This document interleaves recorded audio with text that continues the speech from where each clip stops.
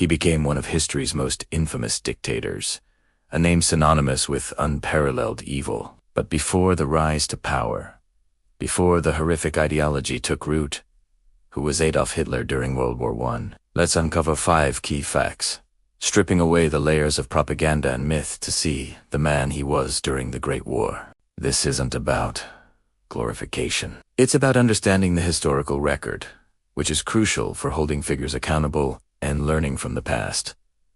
So, let's begin. First, Hitler was a Prussian soldier, but served in the Bavarian Army as 16th Reserve Infantry Regiment, often called the List Regiment. His role was primarily as a Meldegånger, or dispatch runner.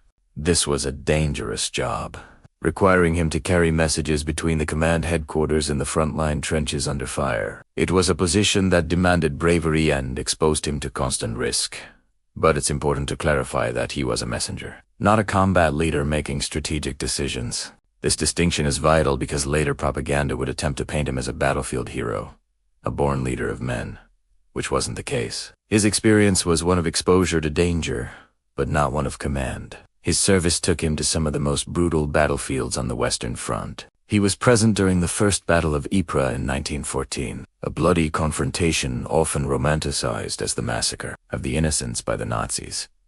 He also fought in the Battle of the Somme, one of the deadliest conflicts in human history. His time on the front was not without injury. In 1916, during the Somme, he was wounded in the leg by a shell splinter and sent to a hospital in Germany. Then, in October 1918, just a month before the war ended, he was temporarily blinded by a British mustard gas attack near Ypres.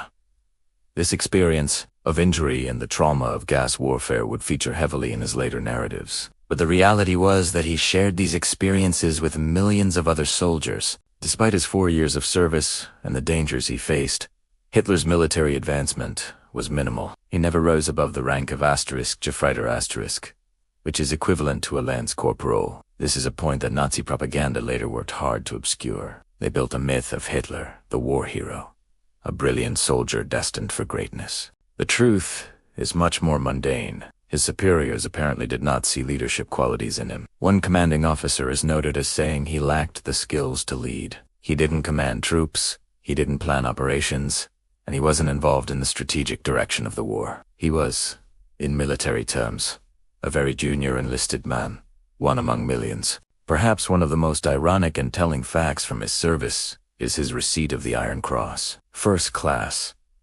This was a prestigious award, and quite unusual for an enlisted man of his rank. But the crucial detail, systematically erased by the Nazi regime, is who recommended him for it. The recommendation came from Hugo Gutmann, the List Regiment's adjutant, who was a Jewish officer. Gutmann saw Hitler as a reliable and brave soldier and put his name forward. The fact that a Jewish superior recognized his service is a profound irony that completely contradicts the hateful ideology Hitler would later construct and enforce. This piece of history was deliberately buried because it undermined the entire foundation of his anti-Semitic worldview. Finally, the end of the war did not mark the end of Hitler's military career. After the armistice was signed in November 1918, he returned to Munich and remained in the army. In the chaotic post-war atmosphere of Germany, the military used him as an intelligence agent, or Vertrauens.